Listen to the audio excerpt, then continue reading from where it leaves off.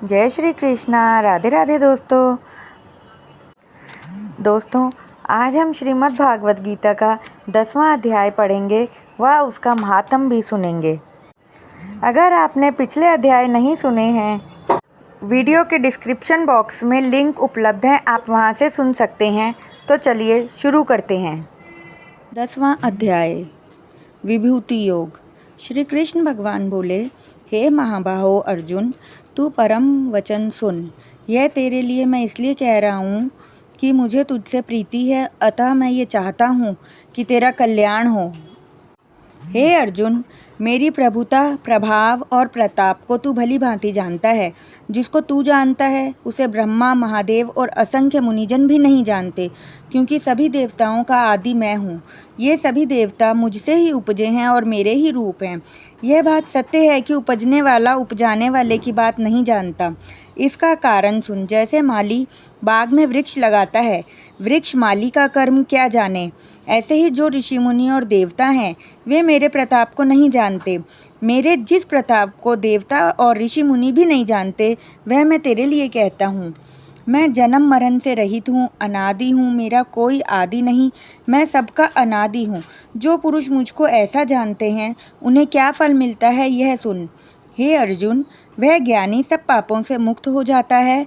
और सुन, बुद्धि, ज्ञान, निर्मोह, क्षमा, सत्य बोलना, इंद्रियों को जीतना, दुख सुख में एक सा रहना, निर्भय होना, दया, समता में संतुष्ट होना, तपस्या, दान, यश, अपयश, यह सभी लक्षण मनुष्य में पाए जाते हैं। हे अर्जुन, मैं इनसे न्यारा हूँ और जिस प्रकार सबकी उत्पत्ति करता हूँ, यह सुन। कमल नाभि नारायण मैं हूँ, सो मेरे नाभि कमल से मेरा अंश ब्रह्मा उपजा है। उस ब्रह्मा की इच्छा से सप्तऋषि, 4 मुनि उपजे हैं। उन देवताओं से मनुष्य, राक्षस, असुर आदि सभी प्रजा की सृष्टि हुई है। हे अर्जुन, मेरे द्वारा उत्पन्न इस संसार का आदि कर्ता मुझको जानने से निश्चल योग प्राप्त होता है। इसमें कोई संशय नहीं है। यह जानकर कि मैं ही सबकी उत्पत्ति का कारण हूँ और मुझसे ही सबकी प्रवृत्ति हुई है, विवेकी प्राणी मेरी उपासना करते हैं। वे मुझ में अपना चित्त और प्राणों को लगाकर एक दूसरे को समझाते हुए भजन करते हैं और सदा सुखी और संतुष्ट रहते हैं। चित्त को सावधान करके प्रीतिपूर्वक भजन करने वाले को मैं ऐसा बुद्धि योग देता हूँ जिससे वह मुझे प्राप्त कर लेते हैं। उन पर अनुग्रह करके मैं उनकी बुद्धि में स्थित हो दैदीप्यमान ज्ञान से अज्ञान मूलक संसारी अंधकार का नाश करता हूँ। अर्जुन ने कहा, हे श्री कृष्ण भगवान जी, आप परब्रह्म अर्थात सबसे परे हो। प्रभु जी, आप परम धाम हो। परम धाम क्या है? धाम नाम है घर का, अर्थात आपका घर बैकुंठ धाम सबसे परे है और धाम नाम तेज का भी है। आप पवित्र हो क्योंकि आपके चरणों से गंगा प्रकट होती है जो सबको पवित्र करती है। आप ऐसे परम पवित्र हैं, सर्वव्यापी हैं, पुरातन हैं। आप पूर्वजों से भी पूर्व हो, दिव्य हो। किसी ने आपको उत्पन्न नहीं किया, आपने ही सबको उत्पन्न किया है। प्रभु जी, सभी ऋषि मुनि आपकी इस महिमा का बखान करते हैं। प्रभु जी, आप अपनी सुख कीर्ति को सब प्रकार से जानते हैं। आप मुझे अपना सभी प्रताप कह सुनाएं, बाकी कुछ ना रखें। अपनी आत्मा की दिव्य विभूति कह सुनाएं, जिस विभूति से विस्तार पूर्वक व्यापक होकर विराज रहे हो। हे प्रभु जी, किस किस भाव से आपका चिंतन करें। समस्त ब्रह्मांड में स्थावर जंगम भूत प्राणी विचरते हैं, खेलते हैं। आपकी इस सारी लीला को देखकर मैं आपका सुमिरन करता हूँ। प्रभु जी, आपके कमल मुख से आपकी अमृत रूप महिमा सुनकर मुझे शांति मिलती है, अतः मुझे अपनी महिमा दिखाएं। हे केशव, महान भाव से जो आपकी महिमा गाते हैं उसका श्रवण मुझे भी कराएं। हे भगवान, जिसकी जितनी बुद्धि है वह उतना ही कहता है, मगर आपकी महिमा, मर्यादा और प्रभुता निराली है। इसे तो देवता भी पूरी तरह समझने में असमर्थ हैं। हे पुरुषोत्तम जी, अपने आप को और अपनी मर्यादा को आप स्वयं ही जानते हैं, अतः आप कैसे हैं? आप सर्वभूतों के उत्पत्ति करता हो, सबके ठाकुर और देव हो, सारे संसार के प्रभु हो। हे प्रभु जी, आपकी महिमा सुनकर तृप्ति नहीं होती, कृपा कर अपनी महिमा का श्रवण कराओ। मैं जानना चाहता हूँ कि आपकी प्रभुता कितनी है। अर्जुन की प्रार्थना सुनकर श्री कृष्ण भगवान बोले, हे अर्जुन, मेरा विस्तार तो अनंत है, तब भी मुख्य मुख्य विभूतियों को मैं तुमसे कहता हूँ। हे गुणकेश, समस्त भूतों के अंतःकरण में रहने वाली आत्मा मैं ही हूँ। मैं ही उनका आदि, मध्य और अंत हूँ। मैं आदित्यों में विष्णु, प्रकाशकों में अनेक किरणों से भूषित सूर्य, मरुदगणों में मारीच और नक्षत्रों में चंद्रमा हूँ। वेदों में सामवेद, देवों में इंद्र, इंद्रियों में मन और भूत मात्र में चैतन्य मैं ही हूँ। रुद्रों में शिव, यक्ष तथा राक्षसों में कुबेर, अष्टवसुओं में अग्नि और पर्वतों में सुमेरु मैं ही हूँ। हे पार्थ, पुरोहितों में बृहस्पति, सेनापतियों में स्कंद, जलाशयों में समुद्र मैं ही हूँ। मैं महर्षियों में भृगु हूँ, शब्दों में एकाक्षर ओंकार, यज्ञों में तप और स्थावरों में हिमालय मैं ही हूँ। वृक्षों में पीपल, देव ऋषियों में नारद, गंधर्वों में चित्ररथ, सिद्धों में कपिल मुनि, वेदों में अमृत से उत्पन्न उच्चैश्रवा, गजेंद्रों में ऐरावत और मनुष्यों में राजा मैं ही हूँ। शास्त्रों में वज्र, गौओं में कामधेनु, प्रजा की उत्पत्ति करने वालों में कामदेव और सर्पों में वासुकी मैं ही हूँ। मैं नागों में शेषनाग हूँ, जलचरों में वरुण, पितरों में अर्यमा और शासन करने वालों में यमराज मैं ही हूँ। दैत्यों में प्रहलाद, ग्रास करने वालों में काल, मृगों में सिंह और पक्षियों में गरुण मैं ही हूँ। शुद्ध करने वालों में वायु, शस्त्रधारियों में राम, मछलियों में मगर, नदियों में गंगा मैं ही हूँ।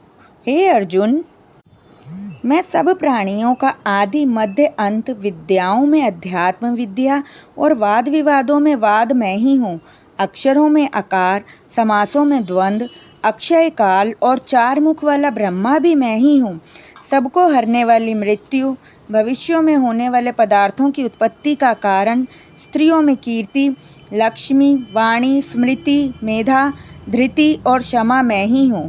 सामवेद में वृहत साम, छंदों में गायत्री, मासों में मार्गशीर्ष और ऋतुओं में बसंत मैं ही हूँ। छलियों में जुआ और तपस्वियों में तेज, जय, उद्योग और सात्विकों में सत्य मैं ही हूँ। यादवों में वासुदेव, पांडवों में अर्जुन, मुनियों में व्यास और कवियों में शुक्र मैं ही हूँ। दमन करने वालों में दंड, जय चाहने वालों में नीति, गुह्य पदार्थों में मौन और ज्ञानियों में ज्ञान मैं ही हूँ। हे अर्जुन, भूत भाव का जो बीज है वह भी मैं ही हूँ। मेरे अतिरिक्त चराचर भूत और कुछ भी नहीं है। हे परम तप, मेरी दिव्य विभूतियों का अंत नहीं है। ये विभूतियों का विस्तार मैंने संक्षेप में कहा है। जो भी विभूतिवंत है, शोभावंत है, प्रतापवान जीव है, उन सबका तेज मेरे तेज से ही उपजा है।